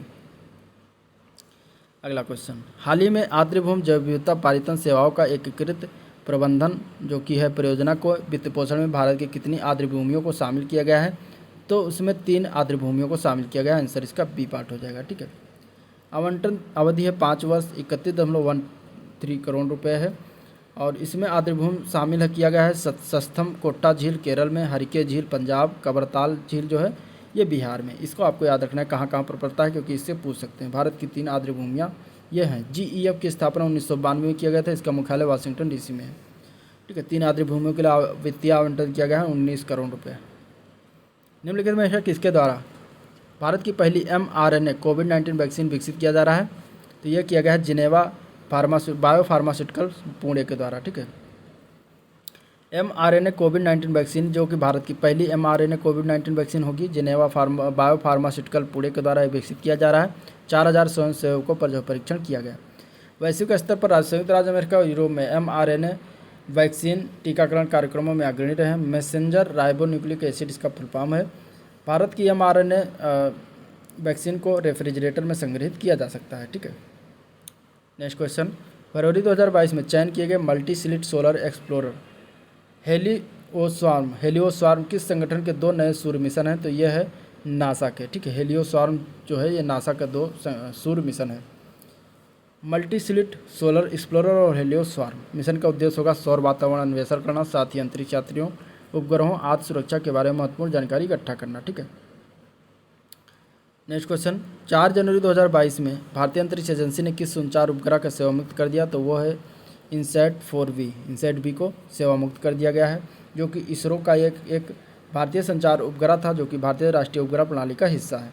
12 मार्च 2007 डायरेक्ट टू होम और अन्य संचार सेवा प्रदान के लिए इसको लॉन्च किया गया था। ठीक है, निष्क्रिय तिथि 24 जनवरी 2022 को था। 12 वर्ष तक रिकॉर्ड किया। ठीक है, और कक्षा भू स्थिर थी इसकी। तो ये बातें होगी। नेक्स्ट क्वेश्चन देखते हैं, हाल ही में अमेरिकी अंतरिक्ष एजेंसी नासा के वैज्ञानिकों ने दुनिया का सबसे बड़ा क्रेटर किस देश में खोजा है? तो ये चीन में खोजा है। आंसर इसका ये पार्ट हो जाएगा, चीन। ठीक है, दुनिया का सबसे बड़ा क्रेटर येलान, इसका नाम क्या है? येलान, चीन के लियाओनिंग प्रांत में खोजा गया नासा के द्वारा। नासा कहाँ की यह है प्रक्षेपण? तो ये नासा जो एजेंसी है ये अमेरिका की। नेक्स्ट क्वेश्चन है, फरवरी 2022 में किस देश से 99 मिलियन पुराने वर्ष संरक्षित स्थिति में फूलों की खोज की गई? तो ये म्यांमार देश में किया गया। आंसर इसका ये पार्ट हो जाएगा, म्यांमार। म्यांमार में 2 नए जीवाश्म फूलों की खोज की गई। फरवरी 2022 में 2 नए जीवाश्म फूल फाइलिका फाइलोबुरमेंसिस और ईओफिलिका फ्रिकाटेटा। ठीक है, पिस्टा स्टेलाटा पैलियोन्टोलॉजिस्ट खोजकर्ता थे। हकमती और तनाइंग खानों से ये क्रिटेशियस एवर में जो है म्यांमार में ये पाया गया। ये फूल जो है 99 मिलियन वर्ष पुराने हैं। फाइलिका फाइलोब्रुमेंसिस और रेग्नेसी परिवार के जीनस फाइलिका से संबंधित है और इयोफिल्का प्रिस्कास्टेलाटा फाइलिका जीनस के एक समूह का प्रतिनिधित्व करती है। फरवरी 2022 में जूलॉजिकल सर्वे ऑफ इंडिया के वैज्ञानिकों ने किस राज्य में सफ़ेद गाल वाले मकाओ की खोज की? तो ये खोज किया गया अरुणाचल प्रदेश में। आंसर इसका सी पार्ट हो जाएगा अरुणाचल प्रदेश। ठीक है। वाइट चिक्ड मकाओ की खोज किया गया जूलॉजिकल सर्वे ऑफ इंडिया के द्वारा। नई स्तनपायी प्रजाति है वाइट चिक्ड मकाक। मध्य अरुणाचल प्रदेश में एनिमल जीन प्रकाशन जनरल रहा है। इसका वैज्ञानिक नाम है मकाक लियो जेनिस। 2015 में दक्षिण पूर्व तिब्बत में इस प्रजाति की खोज की गई। ल्यूकोजेनिस इसका वैज्ञानिक नाम है। इस खोज से जो है पूर्व भारत में इसका पता नहीं था। दातव्य कि वाइट चीट में मकाक वन्य जीव संरक्षण अधिनियम 1972 के अंतर्गत सूचीबद्ध नहीं है। नेक्स्ट क्वेश्चन है, जनवरी 2022 में निम्नलिखित में से किस संगठन ने हैक प्रूफ क्वांटम संचार का प्रदर्शन किया? तो ये इसरो के द्वारा किया गया। आंसर इसका बी पार्ट हो जाएगा। हैक प्रूफ क्वांटम संचार प्रदर्शन करता था इसरो। ठीक है। उलझाव आधारित क्वांटम संचार अहमदाबाद गुजरात से प्रदर्शन संबंधित राज्य था और स्पेस एप्लीकेशन सेंटर और फिजिकल रिसर्च लेबोरेटरी अहमदाबाद इस संस्थान में संलिप्त थे। प्रदर्शन के बारे में अगर बात करें तो हैक प्रूफ संचार के लिए प्रदर्शन 300 मीटर की दूरी पर 2 इमारतों के बीच ये किया गया। 2 स्थानों के उच्च स्तर के कोड और क्वांटम क्रिप्टोग्राफी से जोड़ने के सबसे सुरक्षित तरीकों में से एक है ये। अगर कोई हैकर क्वांटम संचार में संदेश अर्थात मैसेज को चुराने तोड़ने का प्रयास करता है तो अलर्ट मैसेज प्रदर्शित होगा। नेक्स्ट क्वेश्चन है, जनवरी 2022 में कोरोना वायरस से ओमिक्रॉन संक्रमण के परीक्षण हेतु किस स्वदेशी किट का विकास किया गया? तो वो है ओम स्वदेशी किट है जिसका विकास किया गया है। ठीक है। जो कि ओमिक्रॉन के परीक्षण है जो है विकास किया गया है। तो ये किया गया है CSIR के द्वारा, central drug research institute Lucknow के द्वारा। ठीक है। RT-PCR किट का नाम है ओम। नेक्स्ट क्वेश्चन है, निम्नलिखित में से किस वर्ष तक नासा द्वारा अंतर्राष्ट्रीय अंतरिक्ष स्टेशन को सेवानिवृत्त करने की घोषणा की गई? तो ये 2031 से जो है अंतर्राष्ट्रीय अंतरिक्ष स्टेशन को सेवानिवृत्त कर देगा। ठीक है। नासा जो है संयुक्त राज्य अमेरिका की अंतरिक्ष एजेंसी, इसकी स्थापना अक्टूबर 1958 में हुआ था। नासा का मुख्यालय वाशिंगटन DC USA में है। अगला क्वेश्चन है, निम्नलिखित में से किसने मानव तस्करी रोकने के लिए हाल ही में ऑपरेशन आहट की शुरुआत किया? तो यह शुरुआत किया गया रेलवे सुरक्षा बल के द्वारा, RPF के द्वारा। ठीक है। आंसर इसका बी पार्ट हो जाएगा। जो कि तस्करी से महिलाओं और बच्चों को बचाना इसका मेन उद्देश्य रहेगा। ठीक है। नेक्स्ट क्वेश्चन है, 12 जनवरी 2022 को इसरो द्वारा किस कार्यक्रम हेतु क्रायोजेनिक इंजन का सफल योग्यता परीक्षण किया गया? तो वो है गगनयान। आंसर क्या हो जाएगा? ए पार्ट गगनयान। ठीक है। गगनयान कार्यक्रम हेतु क्रायोजेनिक इंजन का योग्यता का परीक्षण किया गया इसरो के द्वारा महेंद्रगिरी तमिलनाडु में। महेंद्रगिरी स्थित इसरो के प्रोपल्शन कॉम्प्लेक्स में 720 सेकंड की अवधि के लिए इंजन परीक्षण हुआ। कार्यक्रम के तहत जो है 2 मानव रहित मिशन और 1 मानवयुक्त मिशन शामिल है। ठीक है। गगनयान के प्रक्षेपण में GSLV मार्क 3 लॉन्चर का उपयोग किया जाएगा। फरवरी 2022 में मूला तथा मूथा नदी की सफाई योजना कितने दिनों में जो है कितने रुपए में मंजूरी प्रदान की गई? तो 1000 करोड़ रुपए की मंजूरी प्रदान की गई है। आंसर इसका सी पार्ट हो जाएगा 1000 करोड़ रुपए। मूला और मूथा नदी पुणे नगर निगम जापान इंटरनेशनल कोऑपरेशन एजेंसी की मदद से किया जाएगा और मंजूरी दिया गया है पुणे महाराष्ट्र की मूला और मूथा नदी की सफाई के लिए 1000 करोड़ रुपये आवंटित किया गया है। ठीक है। वर्ष 2027 तक इस परियोजना की पूरी होने की उम्मीद है। मूला और मूथा जो है कृष्णा की सहायक नदियाँ हैं जो कि बंगाल की खाड़ी में गिरती हैं। कृष्णा नदी का उद्गम कहाँ पर है? महाबलेश्वर महाराष्ट्र से। ठीक है। फरवरी 2022 में भारत सरकार द्वारा घोषित किए गए 2 नए रामसर स्थलों में से एक बखीरा वन्यजीव अभ्यारण्य किस राज्य में स्थित है? तो ये बखीरा जो वन्यजीव अभ्यारण्य है ये उत्तर प्रदेश राज्य में स्थित है। आंसर इसका इसी पार्ट हो जाएगा। ठीक है। भारत के 2 नए राम स्थल बखीरा वन्यजीव अभ्यारण्य और खिजड़िया वन्यजीव अभ्यारण्य की घोषणा हुई। पर्यावरण वन जलवायु परिवर्तन मंत्रालय भारत सरकार के द्वारा। बखीरा रामसर स्थल जो है उत्तर प्रदेश के संत कबीर नगर जिले में अवस्थित है। ये मध्य एशियाई पक्षियों के लिए सर्दियों में अनुकूल स्थान प्रदान करता है। खिजड़िया रामसर स्थल जो है खिजड़िया वन्यजीव अभ्यारण्य गुजरात के जामनगर जिला में स्थित है। गुजरात में पक्षियों की व्यापक विविधता वाली तटीय आर्द्रभूमि है। ये कमज़ोर और लुप्त प्राय प्रजातियों को भी ये सुरक्षित आवास प्रदान करता है। अन्य तथ्यों की बात करें तो इसके साथ ही वर्तमान में भारत में कुल 49 रामसर स्थल हो गए। ठीक है। अंतर्राष्ट्रीय महत्व की आर्द्रभूमियों के संरक्षण उद्देश्य से विभिन्न राष्ट्रों के बीच 2 फरवरी 1971 को ईरान के रामसर शहर है रामसर समझौता किया गया। ठीक है। और हालांकि 1 फरवरी 1982 को इस समय में भारत जो है शामिल हुआ था। इस रामसर स्थल के साथ उत्तर प्रदेश में रामसर स्थलों की संख्या टोटल अब हो गई है 10। नेक्स्ट क्वेश्चन देखते हैं। 24 फरवरी 2022 को किस संगठन के साथ national institute of urban affairs ने सस्टेनेबल सिटीज इंडिया प्रोग्राम पर सहयोग करने के लिए हस्ताक्षर किया? तो यह किया गया वर्ल्ड इकोनॉमिक फोरम के द्वारा। वर्ल्ड इकोनॉमिक फोरम और national institute of urban affairs in दोनों के बीच सहयोगकर्ता थे दोनों। उद्देश्य है शहरों के लिए ऊर्जा, परिवहन, पर्यावरण क्षेत्रों में डिकार्बोनाइजेशन समाधान उत्पन्न के लिए सक्षम वातावरण बनाना। ठीक है। कार्यक्रम का लक्ष्य रखा गया 2070 तक शुद्ध शून्य कार्बन उत्सर्जन प्राप्त करने की भारत की प्रतिबद्धता के आलोक में सहयोग देना इसका मेन लक्ष्य है। विश्व आर्थिक मंच की स्थापना 1971 में हुआ। इसका मुख्यालय जिनेवा स्विट्जरलैंड में है। ठीक है। विश्व आर्थिक मंच की बात करें तो national institute of urban affairs 2 वर्षों में 5 से 7 भारतीय शहरों को डिकार्बोनाइजेशन के लिए WEF सिटी स्प्रिंग प्रक्रिया के साथ साथ टूल बॉक्स ऑफ सॉल्यूशंस को भी अपनाएंगे। नेक्स्ट क्वेश्चन है, हाल ही में किस भारतीय संस्थान ने बायोडिग्रेडेबल नैनो पार्टिकल्स को विकसित करने में सफलता हासिल की जो फसलों को कवक और बैक्टीरिया से बचा सकता है? तो वो है IIT कानपुर। आंसर क्या हो जाएगा? ये part. Biodegradable nano particle IIT Kanpur अनुसंधान संस्थान है। आधिकारिक नाम है बायोडीसीएम। ठीक है। संबद्ध स्थान की बात करें, संस्थान की बात करें तो हैदराबाद विश्वविद्यालय एवं ICAR Indian institute of rice research इससे संबंधित हैं। नेक्स्ट क्वेश्चन देखते हैं। फरवरी 2022 में किस देश में पहली बार ओशियन 2022 सम्मेलन का आयोजित हुआ? तो ये भारत में आयोजित हुआ है। आंसर इसका डी पार्ट हो जाएगा। ठीक है। ओशियन 2022 सम्मेलन पहली बार भारत में आयोजित किया गया। ओशियन 2022 सम्मेलन चेन्नई तमिलनाडु में आयोजन हुआ। ये भी आपको याद रखना है। आयोजनकर्ता थे Indian institute of technology Madras और national institute of ocean technology Chennai के द्वारा। ठीक है। थीम था इंस्पायर इनोवेट सस्टेन, सतत विकास के लिए महासागर विज्ञान और संयुक्त राष्ट्र दशक इस सम्मेलन का एजेंडा था। ठीक है। नेक्स्ट क्वेश्चन, 6 फरवरी 2022 को आए चक्रवात बादशिराई का संबंध किस देश से है? तो ये मडागास्कर से संबंध है। आंसर इसका बी पार्ट हो जाएगा। ठीक है। मडागास्कर के पूर्वी तट पर यह संबंधित देश है। अरब सागर के उष्णकटिबंधीय चक्रवात था। 165 किलोमीटर से 230 किलोमीटर पर घंटा चक्रवात की स्पीड थी। जनवरी 2022 में आए मेडागास्कर में आए एना तूफान के कारण कम से कम 55 लोगों की मृत्यु हो गई थी। किसान मोबाइल ऐप को किसके द्वारा विकसित किया गया है? तो IIT रुड़की ने किसान मोबाइल ऐप को विकसित किया है। ठीक है। और संबंधित राज्य की बात करें तो उत्तराखंड संबंधित राज्य हैं।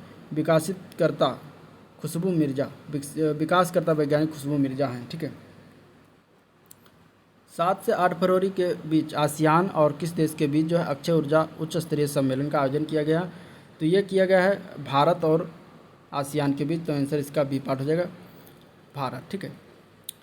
भारत और आसियान के बीच आयोजन में शामिल हुआ भारत और आसियान। आयोजन करता था नवीन और नवीकरणीय ऊर्जा मंत्रालय और विदेश मंत्रालय। ऑनलाइन माध्यम से आयोजन किया गया। आयोजन का थीम था एकीकृत नवीकरणीय बाजार के लिए अनुभव नवाचार। ठीक है। आसियान जो है दक्षिण पूर्व एशियाई राष्ट्रों का संगठन है जो वर्ष 1967 में एशिया प्रशांत क्षेत्र में राजनीतिक और सामाजिक स्थिरता को बढ़ावा देने के लिए स्थापित किया गया था। इसका मुख्यालय जो है वह जकार्ता इंडोनेशिया में है। जिसके सदस्य देशों की बात करें तो Indonesia, Malaysia, Philippines, Singapore, Thailand, Brunei, Vietnam, Laos, Myanmar, Cambodia. Total इतने देश हैं जो कि टोटल कुल 10 देश हैं। ठीक है। नेक्स्ट क्वेश्चन देखते हैं। 17 फरवरी 2022 को किस संस्था ने फ्रंटियर्स रिपोर्ट जारी की? तो ये UNEP के द्वारा जारी किया गया। आंसर इसका ए पार्ट हो जाएगा, फ्रंटियर्स रिपोर्ट। ठीक है। संयुक्त राष्ट्र पर्यावरण कार्यक्रम के द्वारा जारी किया गया है। थीम था इसका noise blaze mismatched emerging issues of environmental concern. ठीक है। इसमें कुल शामिल शहर हैं 61। 5 सर्वाधिक शोर वाले इसमें शहर हैं। ढाका बांग्लादेश पहला आता है, दूसरा मुरादाबाद भारत का आता है, तीसरा इस्लामाबाद, चौथा राजशाही बांग्लादेश, पाँचवा होची मिन सिटी वियतनाम का आता है। ठीक है। शीर्ष 3 सर्वाधिक शांत शहर की बात करें तो इरबिट जॉर्डन है जो कि शांत शहरों की सूची में आता है। ठीक है। इसके बाद दूसरा है लियो फ्रांस जो कि शांत शहरों में दूसरे नंबर पर, और मैड्रिड स्पेन तीसरे नंबर पर आता है। ज़्यादा शोर वाले शहरों में जो है 5 भारतीय शहर का नाम है आसनसोल, जयपुर, कोलकाता, नई दिल्ली और मुरादाबाद। फ्रंटियर्स के बारे में बात करें तो ये रिपोर्ट पहली बार 2016 में प्रकाशित हुए। यह रिपोर्ट पर्यावरण चिंता के उभरते मुद्दों की पहचान करती है। फ्रंटियर्स 2022 रिपोर्ट के 3 पर्यावरणीय मुद्दे हैं जो जलवायु परिवर्तन के कारण उभरे हैं, जिसमें जंगल की आग मुद्दा है, मुख्य मुद्दा है। अन्य 2 मुद्दे हैं ध्वनि प्रदूषण और जानवरों के दैनिक जीवन को चक्र में बदलाव। फ्रंटियर्स 2022 के 3 अध्याय हैं। इसमें पहला है शहरों को सुनना, यानी कि शोर भरे वातावरण में सकारात्मक ध्वनियों तक।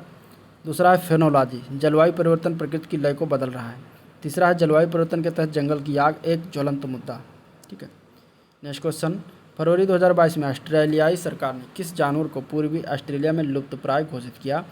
तो वो जानवर है कोआला। ठीक है, कोआला की बात करें तो ये जो है लुप्तप्राय घोषित किया गया है ऑस्ट्रेलियाई सरकार के द्वारा फरवरी 2022 में। ठीक है, गौरतलब है कि इसे पूर्व में वेलनरेबल यानी कि संवेदनशील प्रजाति के रूप में सूचीबद्ध थे। ठीक है, इसका वैज्ञानिक नाम है फास्कोलाक्टोस सिनेरस। ये एक ऑस्ट्रेलियाई जानवर है जिसे अक्सर कोआला या भालू कहा जाता है। ठीक है, कोआला भालू कहा जाता है। एक प्रकार का स्तनपायी है जिसे मार्सुपियल्स कहा जाता है। 2050 तक ऑस्ट्रेलिया के न्यू साउथ वेल्स से विलुप्त होने की आशंका है इसका। ठीक है, कोआला आवास, भोजन और दोनों के लिए यूकेलिप्टस पेड़ पर निर्भर होते हैं। आवासों की हानि, सूखा और जंगलों में लगने वाली आग के चलते इन प्रजातियों की संख्या में गिरावट आई है। ऑस्ट्रेलिया के कई कोआला क्लेमाइडिया यौन संचारित रोग से पीड़ित हैं, जो कोआला में प्रजनन संबंधी अल्सर आदि का कारण बनता है। नेक्स्ट क्वेश्चन है, 16 से 18 फरवरी 2022 को आयोजित विश्व सतत शिखर सम्मेलन किस संगठन का वार्षिक कार्यक्रम है? तो यह है टेरी का। आंसर इसका सी पार्ट हो जाएगा, टेरी। ठीक है, TERI means the energy and resources institute, जो टेरी का एक वार्षिक कार्यक्रम है, आयोजन करता था। 21वां संस्करण था। प्रधानमंत्री नरेंद्र मोदी ने इस सत्र को संबोधित किया है। ठीक है, विषय इसमें बना था towards resilient planet ensuring and sustainable and equitable futures. Next question देखते हैं, फरवरी 2022 में भारत के किस पहाड़ी पर सदर्न डफर दुर्लभ तितली पाई दिखाई दी? तो ये नीलगिरी की पहाड़ियों पर दिखाई दी सदर्न डफर। आंसर इसका सी पार्ट हो जाएगा। 3 दशकों के बाद दिखी तितली की दुर्लभ प्रजाति सदर्न डफर, जिसका नाम है नीलगिरी की पहाड़ी तमिलनाडु पर यह दिखाई दी। बॉम्बे नेचुरल हिस्ट्री सोसाइटी इसके प्रकाशित करता है। सदर्न डफर का वैज्ञानिक नाम है डिस्कोफोरा लेपिडा।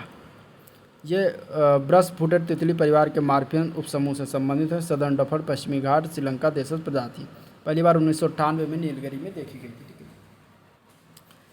और यह तितली मुख्यतः बांस पर ही निर्भर रहती है।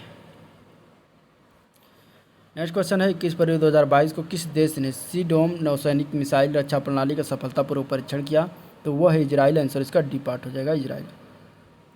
सी डोम या प्रोटेक्टिव डोम नौसैनिक वायु रक्षा प्रणाली का मिसाइल है। इजराइल परीक्षणकर्ता देश है और यह जो है इजराइल नौसेना सार 6 श्रेणी के कॉर्वेट पर इस्तेमाल किया जाएगा। सी डोम की बात करें तो इजराइल के आयरन डोम का नौसैनिक संस्करण है। इसका परीक्षण रॉकेट, क्रूज मिसाइल, मानव रहित विमानों के खतरों के खिलाफ किया गया है। इसकी गति 2.2 मैक है। ठीक है, आयरन डोम जो है इजराइल की एक मिसाइल प्रणाली है जिसका उपयोग गाजा पट्टी से कम दूरी की मिसाइलों और रॉकेटों को नष्ट करने के लिए किया जाता है, जबकि सी डोम लंबी दूरी की मिसाइलों को लेकर छोटी दूरी के रॉकेटों तक हर वस्तु को इंटरसेप्ट करने में सक्षम है। नेक्स्ट क्वेश्चन है, हाल ही में किस वैज्ञानिक संगठन ने 65 एक्सोप्लैनेट की खोज के साथ अब कुल 5000 से अधिक एक्सोप्लैनेट बाह्य ग्रह की खोज की है? तो वो किया गया है नासा के द्वारा, जो कि एक अमेरिकन स्पेस एजेंसी है जिसने ये किया है। ठीक है, नासा द्वारा जो है 5000 से अधिक एक्सोप्लैनेट की खोज किया गया है और ये वही ग्रह अन्य तारों की परिक्रमा कर रहे हैं। ठीक है, जिन्हें एक्सोप्लैनेट कहा जाता है। फरवरी 2022 में प्लास्टिक अपशिष्ट प्रबंधन संशोधन अधिनियम 2022 प्लास्टिक को कितने श्रेणियों में वर्गीकृत करता है? तो ये करता है 4 श्रेणियों में। आंसर क्या हो जाएगा? 4 श्रेणी। ठीक है, 4 श्रेणियों में वर्गीकृत करता है। जारी करता थे भूपेंद्र यादव, केंद्रीय मंत्री हैं पर्यावरण, वन और जलवायु परिवर्तन मंत्रालय द्वारा। ठीक है, नए नियम जो लागू किए गए हैं 4 श्रेणियों में, पहला है कठोर प्लास्टिक पैकेजिंग, दूसरा है सिंगल लेयर शीट और इससे बने कवर, तीसरा है बहुस्तरीय प्लास्टिक पैकेजिंग और चौथा है प्लास्टिक शीट पैकेजिंग, प्लास्टिक से बने कैरी। ठीक है, ईपीआर प्लास्टिक अपशिष्ट प्रबंधन नियम 2016 के तहत स्थापित किया गया है। ईपीआर के तहत उत्पादकों को उपयोग के बाद उत्पादों के उपचार या निपटाने के लिए एक महत्वपूर्ण जिम्मेदारी दी जाती है। 2022 नियमों के अनुसार उत्पादकों को वित्तीय वर्ष के 30 जून तक रिसाइकलिंग विवरण प्रदान करेगा। इस नियम के अनुसार ईपीआर लक्ष्यों को पूरा न करने पर प्रदूषण भुगतान सिद्धांत के आधार पर पर्यावरण जुर्माना भी लगाया जाएगा। नेक्स्ट क्वेश्चन है, जनवरी 2022 में किसके द्वारा NIPER रिसर्च पोर्टल को लॉन्च किया गया? तो ये लॉन्च किया गया है मनसुख मांडविया के द्वारा। आंसर इसका सी पार्ट हो जाएगा। NIPER रिसर्च पोर्टल जनवरी 2022 में मनसुख मांडविया लॉन्च करता थे। संबंध मंत्रालय है रसायन एवं उर्वरक मंत्रालय। NIPER और उनकी शोध गतिविधियों, पेटेंटदार और प्रकाशन जानकारी के बारे में सूचनाओं को एक स्थान पर प्रसारित करना इसका उद्देश्य है। ठीक है। National institute of pharmaceutical education and research NIPER pharmaceutical science में पहला राष्ट्रीय स्तर का संस्थान है। भारत सरकार ने NIPER को राष्ट्रीय महत्व का संस्थान घोषित किया है। यह संस्थान न केवल देश में बल्कि दक्षिण पूर्व एशिया, दक्षिण एशिया, अफ्रीका के देशों में फार्मास्यूटिकल विज्ञान और संबंधित क्षेत्रों में भी नेतृत्व करता है। यह भारतीय विश्वविद्यालयों के संघ और राष्ट्रमंडल विश्वविद्यालयों के संघ का सदस्य है। ये वर्तमान में भारत के अहमदाबाद, हाजीपुर, गुवाहाटी, हैदराबाद, कलकत्ता, रायबरेली आदि शहरों में जो स्थित है। जनवरी 2022 में किस राज्य द्वारा जो है AP सेवा पोर्टल 2.0 लॉन्च किया गया? तो ये लॉन्च किया गया आंध्र प्रदेश के द्वारा। आंसर इसका सी पार्ट हो जाएगा आंध्र प्रदेश। ठीक है। AP सेवा पोर्टल 2.0 जो कि YS जगनमोहन रेड्डी लॉन्च किया है। आंध्र प्रदेश लॉन्च करता राज्य है। सरकार और जनता के बीच सामंजस्य तालमेल स्थापित करना इसका मेन उद्देश्य है। ये जो है इसे नागरिक सेवा पोर्टल भी कहा जाता है। इस पोर्टल में नागरिक आपूर्ति की 6 सेवाएं, नगर पालिका प्रशासन की 25 सेवाएं, राजस्व और भूमि प्रशासन की जो है 30 सेवाएं इसमें, और ग्रामीण विकास 30 सेवाएं, ऊर्जा विभागों की 53 सेवाएं शामिल हैं। यह पोर्टल संपादन आवेदनों के ऑनलाइन अप्रूवल की मंजूरी देता है। करीब 90% सरकारी सेवाओं के प्रस्ताव को इस पोर्टल के माध्यम से लाया जाता है। यह पोर्टल पारदर्शिता बढ़ाने में मददगार होगा। नेक्स्ट क्वेश्चन है, यह प्रसिद्ध बाघिन कॉलर जिसने 29 शावकों को जन्म देने के बाद सुपर मॉम का खिताब अर्जित किया था, हाल ही में किस बाघ अभ्यारण्य में मृत्यु हो गई? तो वो हुआ है पेंच बाघ अभ्यारण्य, जो कि आंसर इसका डी पार्ट हो जाएगा। ठीक है। सुपर मॉम के नाम से विख्यात बाघिन की मृत्यु हुई जो कि 29 शावकों को जन्म दिया था। मृत्यु स्थल था पेंच बाघ अभ्यारण्य। 2 राज्यों मध्य प्रदेश और महाराष्ट्र में यह पेंच बाघ अभ्यारण्य स्थित है। ठीक है। भारत में बाघ अभ्यारण्य की बात करें तो टोटल 51 है। राष्ट्रीय बाघ संरक्षण प्राधिकरण की वेबसाइट पर उपलब्ध आंकड़ों के अनुसार। वैश्विक बाघ दिवस की बात करें तो 29 जुलाई को 2010 से मनाया जाता है। तो ये था करंट अफेयर से संबंधित चीज़ें जो कि इसमें रक्षा परिदृश्य और आर्थिक परिदृश्य, विज्ञान और प्रौद्योगिकी देखा गया। अब आगे हम बात करेंगे तो इसमें हम संक्षिप्तियों के बारे में देखेंगे। तब तक के लिए थैंक यू।